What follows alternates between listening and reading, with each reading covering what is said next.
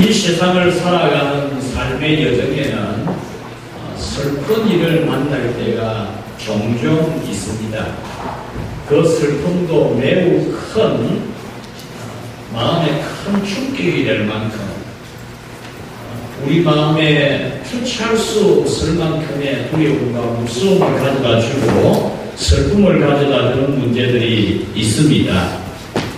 아무 일이 없고 모든 것이 잘 되기만 하는 때를 보내는 그런 행복의 시기도 있지만은 무서운 환난의 시기도 있습니다.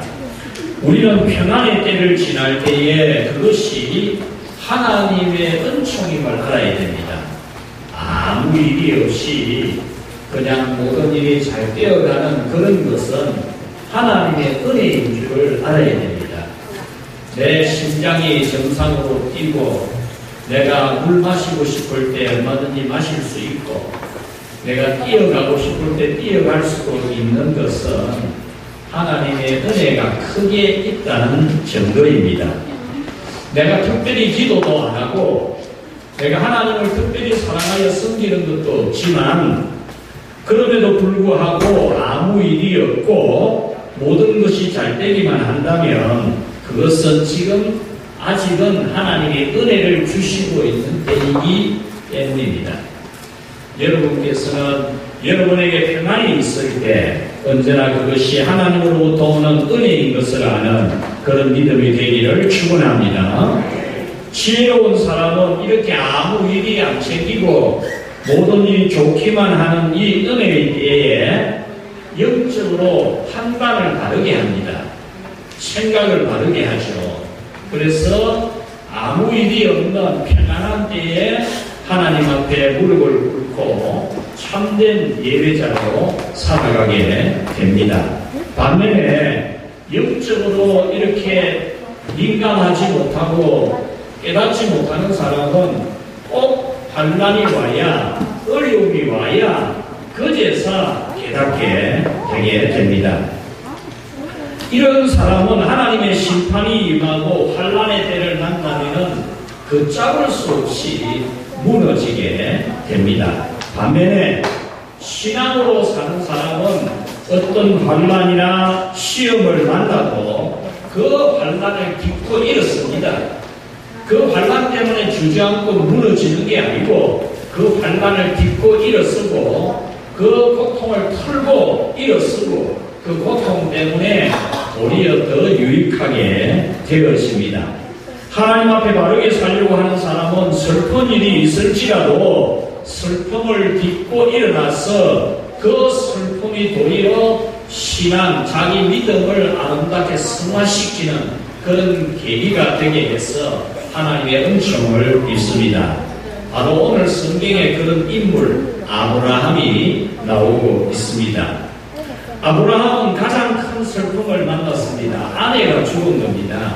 100여 년을 함께 살아온 아내가 죽은 겁니다. 그런데 그 슬픔을 딛고 일어나서 그 슬픔을 통해서 정말 그 믿음이 아름답게 발전하고 승화되는 그런 모습을 오늘 이 본문 23장과 24장 두 장에 걸쳐서 잘 보여주고 있습니다.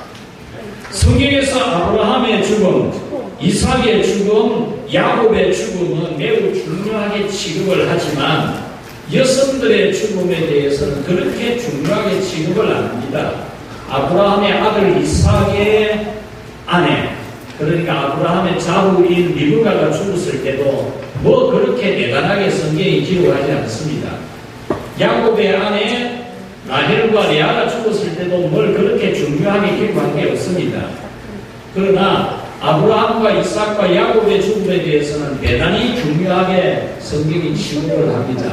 그런데 여성이지만 여자이지만 이 아브라함의 아내 사라가 죽은 부분에 대해서 기록을 하면서는 창세기 23장 이 한 장을 전체를 할애하고 있다는 겁니다. 그것은 이 창세기 23장이 우리에게 주는 교훈이 대단히 중요하다는 것입니다. 그래서 오늘 이 시간에는 사라의 죽음과 관련해서 드러나는 아브라함의 믿음에 대해서 말씀을 전하려고 합니다. 오늘 이 사라가 죽었을 때 아브라함은 너무너무 슬픕니다. 이 아브라함의 일생의 가장 큰 슬픔입니다. 100년을 함께 살아온 아내고 기쁨과 슬픔 또 평안과 무서움을 같이 지내온 그런 인생의 동반자요 동행자요 때로는 친구이기도 했던 아내가 죽었을 때 이 아브라함의 마음은 심히 큰 슬픔을 만나게 됩니다. 그래서 그는 울었습니다. 통곡했습니다. 슬퍼하면서 가슴을 치고 땅바닥을 치고 하늘을 바라보면서 울부짖었습니다. 2절 마지막 절 말씀에 보면 슬퍼하며 애통하다가 라고 했습니다. 여기서 슬퍼하다라는 이 말씀은 큰 소리로 울면서 곡을 했다 그런 말입니다. 우리 장례 예식에도 보면은 최고로 절정에 드는 그런 슬픔에 이를 때에 곡을 하면서 통곡을 하면서 울듯이 아브라함이 그렇게 울었다는 겁니다. 애통하다라고 하는 이 단어는 그 외적으로 드러나는 곡소리, 그 울음소리, 그 슬픔을 다른 사람들의 눈 때문에 절제를 하지만 내면에서 슬픔이 한없이 크고 눈물이 한없이 흘러내리는 그런 감정 상태를 말하는 겁니다. 이렇게 아브라함은 자기와 함께 나그네 세월을 살아온 아내가 세상을 떠났을 때에 견딜 수가 없는 슬픔과 아픔을 느낀 겁니다. 사라가 죽기 전에는 이것을 몰랐습니다. 사라가 죽기 전에는 아브라함이 이런 슬픔, 이런 고통을 전혀 몰랐습니다. 자기가 경험해 보지 않은 것이기 때문에 남들이 슬퍼하는 것을 보기는 해도 애통해하는 것을 듣기는 해도 실감이 안 났습니다. 실감. 그러나 이 아브라함이 직접 경험하고 나니까 실감이 나는 거죠. 모든 것이 잘 되기만 하였고 매우 위험한 사건들도 있었지만 하나님이 하룻밤 사이에 대전환을 이루어내어서 그 어려운 일이 도리어 유익이 되게 하는 형통의 시절을 보낸 이 아브라함은 아내가 죽는 이 슬픔, 고통에 대해서 전에는 몰랐습니다. 자기가 직접 경험해 보면서 아내를 잃는 그 상실감이 얼마나 큰 건지를 경험하게 된 것입니다. 아브라함은 사라가 죽게 되었을 때에 슬픔이 남의 문제가 아니라 자기 문제인 것을 알았던 거죠. 이와 같이 우리도 깨달아야 됩니다. 슬픔, 남의 이야기가 아니라 슬픔, 바로 우리 자신의 이야기라는 겁니다. 통곡하고 애곡하고 슬퍼하는 이 슬픔이 딴 나라 사람, 다른 사람의 이야기가 아니고 곧 자신의 문제임을 알아야 합니다. 아브라함이 만난 이 슬픔 또한 우리 모두의 이야기입니다. 아브라함의 이야기이기 이전에 곧 우리의 이야기입니다. 여러분, 아브라함은 아내 사라 때문에 그렇게 많이 슬펐습니다. 그렇다면 여러분은 무엇 때문에 슬프십니까? 여러분은 무엇 때문에 절망하시죠? 여러분의 사랑은 누구이고 여러분의 사랑은 어떤 문제입니까? 여러분은 어떤 문제로 어떤 사람 때문에 슬퍼하고 괴로워하십니까? 현재의 슬픔을 만난 분들이나 앞으로 살아가는 날들에서 크고 작은 슬픔을 만나게 되는 그런 일이 있을 때에나 오늘 여러분께서는 오늘 성경이 주는 중요한 두 가지 교훈을 가지고 살아갈 수 있기를 주님의 이름으로 축원합니다.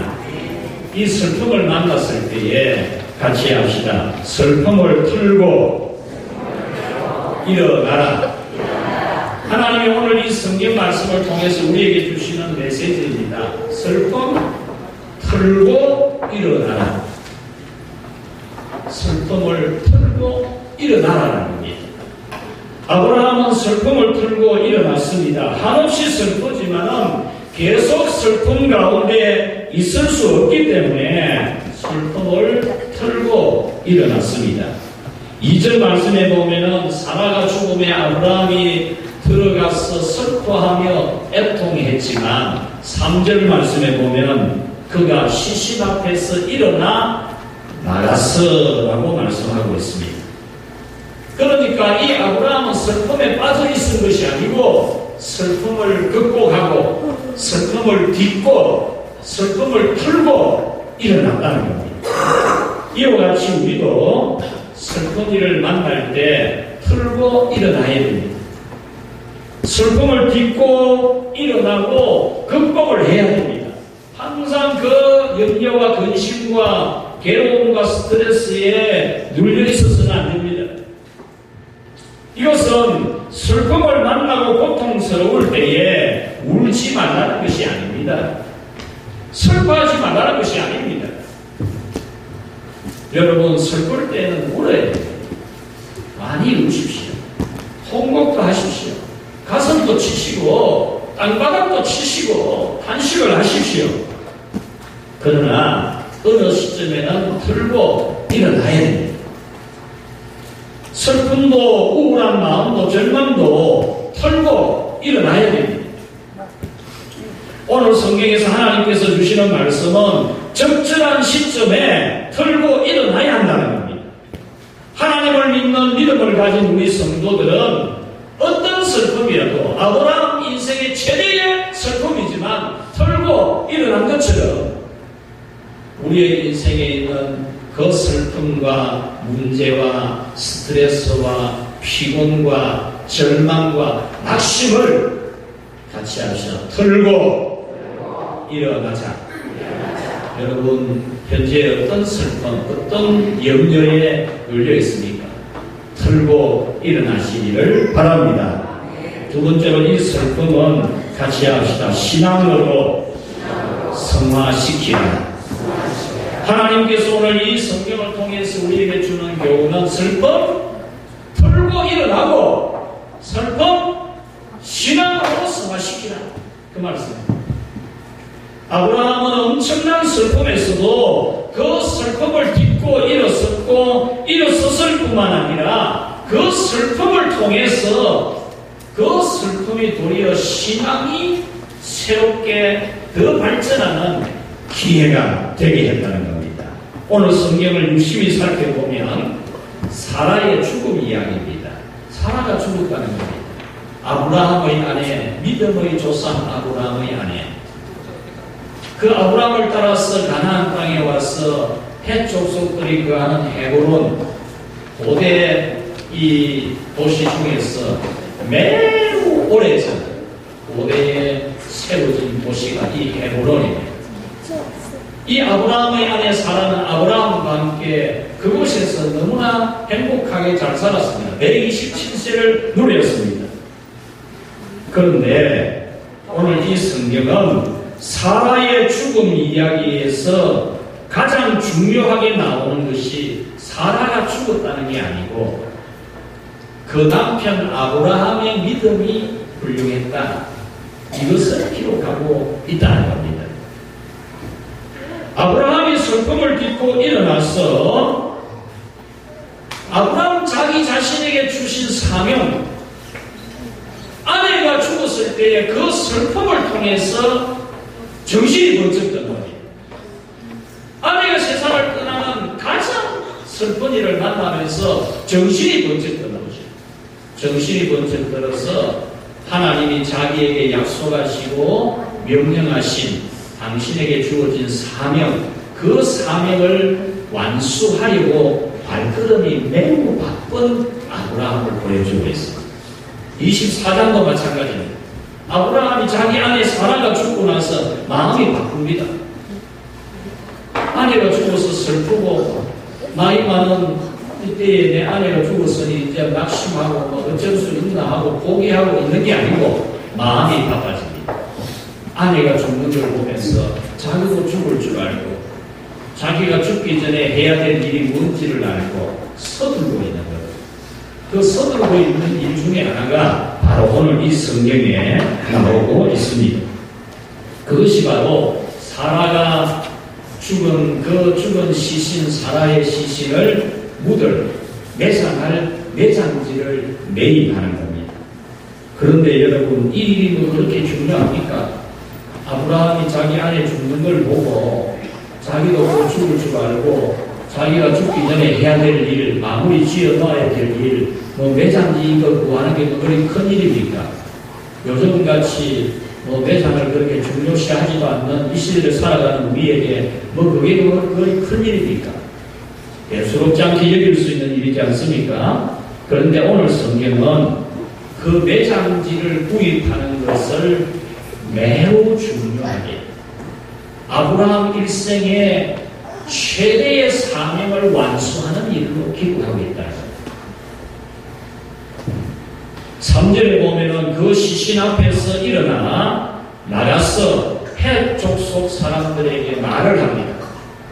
4절에 보면은 내게 매장할 소유지를 주어서 죽을 내 아내를 장사해 하도록 해달라 이렇게 부탁을 합니다. 그러니까 5절 6절에서 이 헷 족속 사람들이 이렇게 말합니다. 당신은 막강하신 하나님의 지도자입니다. 오늘 본문은 그렇게 안 되겠죠. 당신은 하나님이 세우신 지도자라 이렇게 되어 있는데 이 원문의 뜻은 당신은 막강하신 하나님의 지도자입니다. 그러므로 이 헷 족속의 땅, 이 좋은 땅, 헤브론 지역의 이 땅 중에서 당신이 하고 싶은 대로, 당신이 좋은 대로 어느 땅이든지 어느 동굴이든지 당신이 마음대로 쓰십시오. 이렇게 말을 하죠. 그랬을 때 이 아브라함이 일어나서 몸을 굽혀 절을 합니다. 감사한 마음. 그러면서 뭐라고 말합니까? 자신은 막벨라 굴이 우리의 매장지로 쓰기에 너무 좋다. 그래서 이 막벨라 굴이 있는 이 밭을 내게 팔아라. 내가 충분한 값을 지불하고 사용하겠다. 이렇게 요청을 하죠. 그러니까 10절, 11절에서 그 밭주인이 일어납니다. 그 밭주인이 일어나서 하는 말이 모든 사람들이 보는 앞에서 그 밭에 굴이 있고 그 굴에 매장을 할 수 있으니까 당신 앞에 줄 테니까 당신에게 그냥 드릴 테니까 얼마든지 쓰십시오. 이렇게 말을 합니다. 그런데 12절, 13절에 보면 아브라함이 다시 일어나서 몸을 굽혀서 절을 합니다. 그리고 말하기를 나는 이 밭의 값을 다 주고 사야 됩니다. 그냥 쓸 수 없습니다. 나는 반드시 돈을 주고 사야 됩니다. 이렇게 말을 합니다. 그러니까 이 밭주인이 이 밭은 값이 400세겔, 은 400세겔이 나가지만은 그냥 쓰십시오. 이렇게 말합니다. 그러니까 이 아브라함이 다시 일어나서 몸을 굽히면서 인사하면서 400세겔을 달아줍니다. 은 400세겔 돈을 주는 거죠. 돈을 주고 그 밭을 삽니다. 17절에서 20절 말씀해 보면 그리고 그 밭이 아브라함의 소유가 된 것을 명확하게, 법적으로 명확하게 하고 있습니다. 17절에 보면은 마므레 앞 막벨라에 있는 에브론의 밭, 그 밭과 거기에 속한 불과 그 밭과 주위에 둘린 모든 나무가 18절에 모든 사람이 보는 앞에서 아브라함의 소유로 확정이 되었다. 20절 말씀에 그 땅이 아브라함의 소유주로 확정이 되었다. 이렇게 기록을 하고 있습니다. 이렇게 오늘 성경은 사라의 죽음 이야기, 사라가 죽었다는 이야기를 기록하는 내용인데 아브라함이 그 땅을 구입한 것을 23장 대부분의 분량을 차지하게 기록했다는 것. 그리고 그 밭값을 400세겔 은을 달아주고 확실하게 섰다는 겁니다. 이 400세겔은 그 당시 지가를 보면 대단히 비싼 겁니다. 아브라함은 충분한 양의 돈을 주고 샀습니다. 예레미야 32장 9절에 보면 예레미야 선지자가 아나보스의 밭을 사는 경우가 있는데 그 밭 살 때에 선지자가 밭을 사면서 돈을 준 게 얼마냐면 17세겔입니다. 17세겔 주고 밭 사는데 지금 이 아브라함은 400세겔을 달아주고 있는 겁니다. 이렇게 아브라함은 가나안 땅을 구입했습니다. 매장지를 구입한 거지만 이것은 아브라함에게 매우 중요한 일입니다. 왜냐하면 하나님께서 가나안 땅을 아브라함과 그 후손에게 영원토록 주리라고 약속을 하셨기 때문에 아브라함은 자기가 죽기 전에 그 하나님의 약속이 이루어지게 해야 된다. 그래서 오늘 이 성경은 사라의 죽음 이야기를 기록하면서 아브라함이 가나안 땅을 매입한 것을 매우 중요하게 기록하고 있는 겁니다. 여기에 아브라함 자신도 장사가 됩니다. 여기에 묻히죠. 아브라함의 아들 이삭도 여기에 장사됩니다. 아브라함의 며느리 리브가도 여기에 장사됩니다. 아브라함의 손자 야곱도 여기 장사됩니다. 그때 이 손자 야곱은 애국 땅에 있었습니다. 그런데 야곱이 죽으면서 유언을 합니다. 나를 내 조상의 묘실 이 막벨라 굴에 내 할아버지 아브라함이 사놓은 가나안 땅 헤브론 땅 그곳에 나를 내장해달라 유언을 합니다. 그래서 이 야곱이 애국에서 죽었지만 국경을 넘어서 이 가나안 땅 헤브론까지 와서 장례를 치르거든요. 뿐만 아니라 이 아브라함의 정손자 요셉이 죽으면서 유언을 합니다. 반드시 우리는 이 애국을 떠나게 될 것이고 우리는 하나님이 약속한 내 할아버지, 내 정조 할아버지가 하나님 우리의 신 여호와로부터 받은 약속 가나안 땅으로 우리는 가게 됩니다. 그때에 나의 해로를 가져가 달라 이렇게 유언을 합니다. 여러분 대단히 중요한 일을 기록하고 있는 겁니다. 지금 오늘 우리의 문화에 있어서 매장지가 그렇게 중요하지 않습니다. 아브라함이 헤브론 땅 막벨라 굴을 매입한 것은 하나님이 약속하신 가나안 땅의 소유에 대해서 미리 준비를 하는 것. 아내의 매장지를 구입하지만 가나안 땅을 주신다고 약속하신 하나님의 약속을 부분적이지만 성취하는 것. 그리고 이 매입 결정을 사사롭게 하지 아니하고 법정에서 합니다.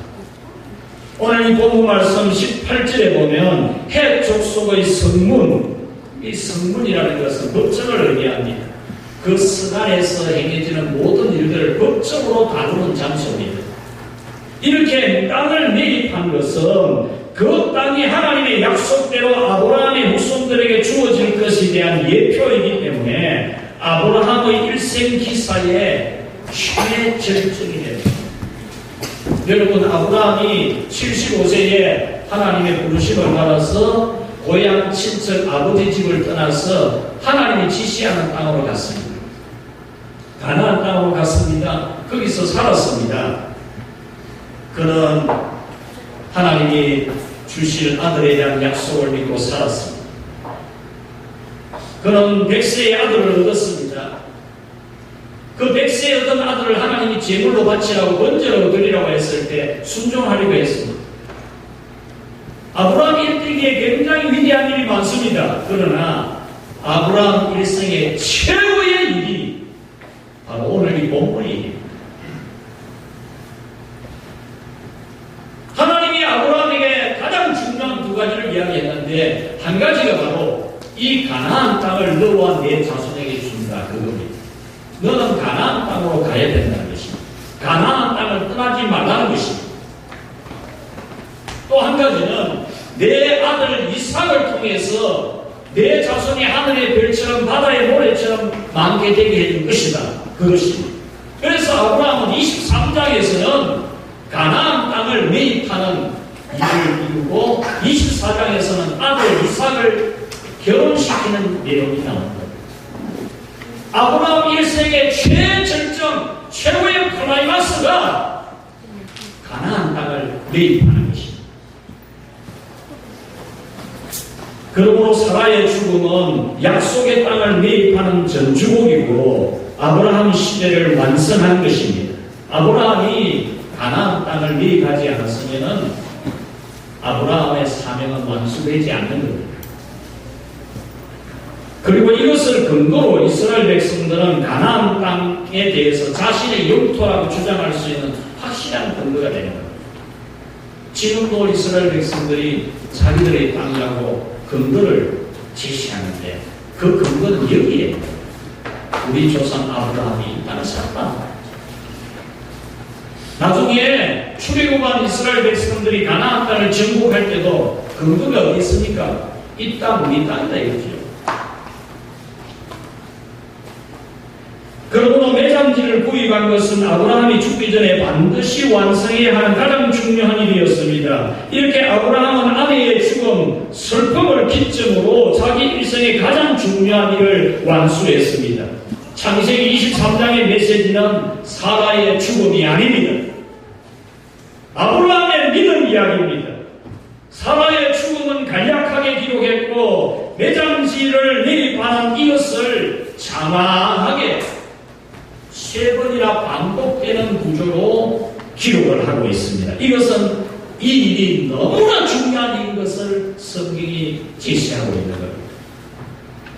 이것은 하나님이 아브라함에게 가나안 복지에 언약의 교회를 세우고 하나님이 약속해 주시고 명령하신 대로 그는 언약 교회를 세우는 깃발을 꽂은 겁니다.